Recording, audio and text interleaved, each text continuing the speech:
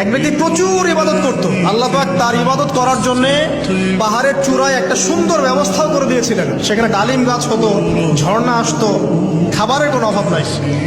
হাদিস এসেছে 500 বছর সে ইবাদত করেছে। কত বছর?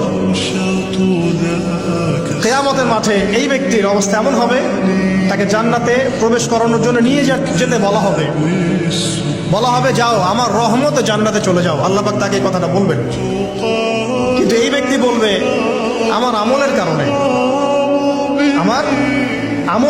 আল্লাহ পাক বলবেন আমার রহমতে জান্নাতে চলে যাও। ব্যক্তি বলবে আমার আমলের কারণে। আল্লাহ রাব্বুল আলামিন তখন তাকে দেওয়া সমস্ত নেয়ামতগুলোকে এক পাল্লায় করবেন, আর তার সমস্ত আমলকে আরেক পাল্লায় করবেন। একটা চোখের যে নেয়ামত আল্লাহ পাকের, সমস্ত আমল ও 500 বছরের ইবাদত এতটুকু হয়নি।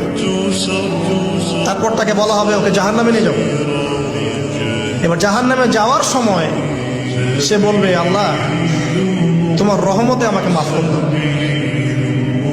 তখন আল্লাহ পাক তাকে আবার ডেকে নিয়ে আসবে, বলবেন যে তোমাকে যে আমি ইবাদত করার জায়গা করে দিয়েছিলাম, এটা কি তুমি নিজে করেছো না আমি করেছি?